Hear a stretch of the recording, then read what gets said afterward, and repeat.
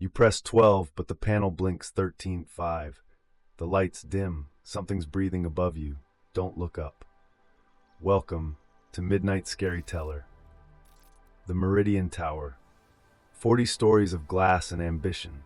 Built in 2019, cursed from the first pour of concrete. Tenants never noticed the blueprints, how the architect's original plans showed a gap between 13 and 14, a void labeled only with a single red X. By 2023, the whispers began. Elevators skipping floors, a soft thump at 2:47 a.m. that no camera ever caught. Maintenance found nothing, but the cables they found scratches, deep deliberate grooves, as if something had clawed its way up from below. Emily Harper moved into 1204 on a Tuesday that smelled of rain and ozone. She was practical, logical, the kind of woman who laughed at horror movies. That first night, she pressed the call button at 11:52 p.m. The doors opened with a sigh that sounded almost relieved. Inside, the mirrors were too clean, too perfect. She hit 12. The doors sealed. The ascent began. Floor 3, 4, the lights dimmed without warning. Not a flicker, a deliberate fade like someone turning a dial. Emily's reflection lagged half a second behind her movements. She blinked. It didn't. Floor 8, 9, 10, a low vibration hummed through the floor, not mechanical, organic, like a throat clearing. The panel stuttered.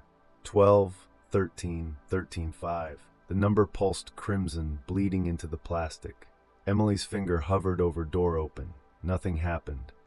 The elevator slowed, not stopping, dragging, as if the cables were being reeled in by something with hands. The mirrors fogged, not with breath, with pressure. Tiny cracks spider-webbed from the corners, spreading like frost on a window pane in reverse. Emily backed into the rail. The metal was ice. Her reflection stepped forward while she stayed still. Its mouth opened. No sound, just a black void where teeth should be.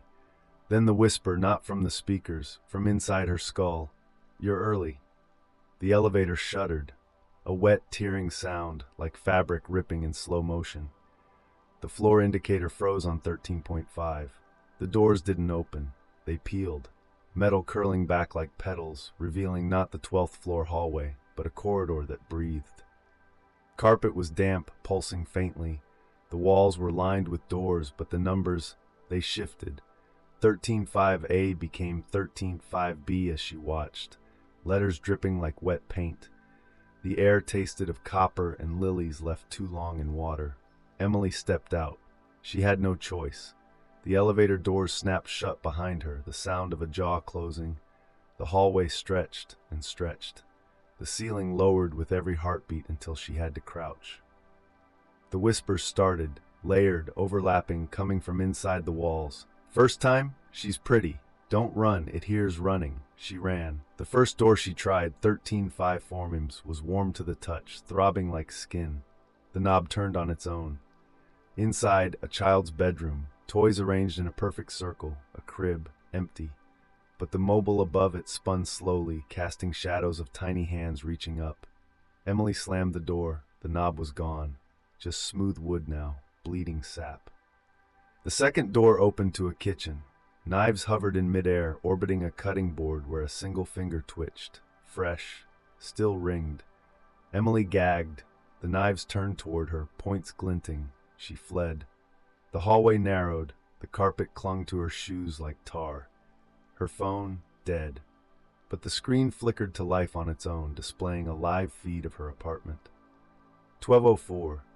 The camera panned slowly across her unmade bed, her open laptop, the coffee mug still steaming.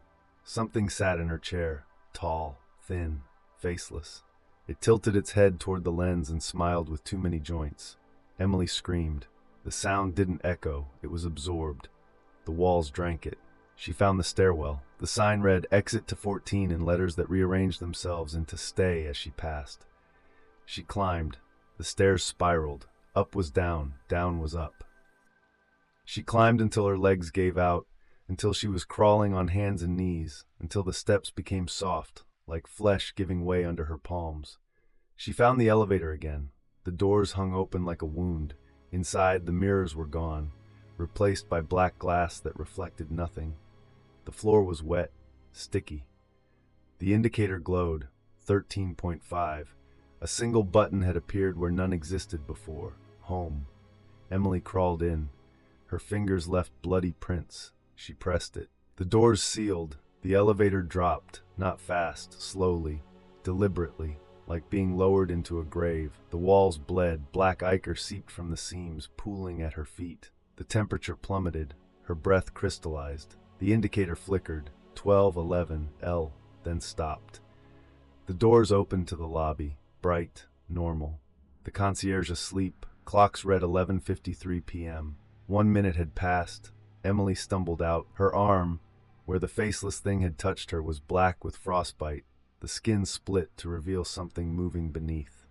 The concierge woke, startled. Called 911. Emily babbled about mirrors, hallways, a floor that ate time. They sedated her. In the ambulance, she clawed at the IV, screaming that it's still descending. She woke in the hospital. Her arm was amputated below the elbow. The stump itched. At night, the phantom limb knocked.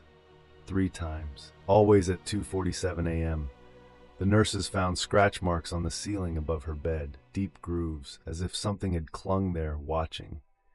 The meridian sealed the 13th floor, welded the doors, but the elevator, it still runs. Tenants avoid it after midnight.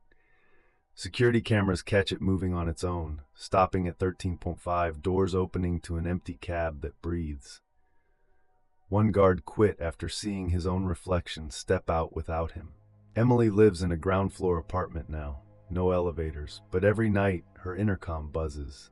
No one on the other end, just static and a soft ding, like a floor being called. If you're in a high-rise tonight, check the panel.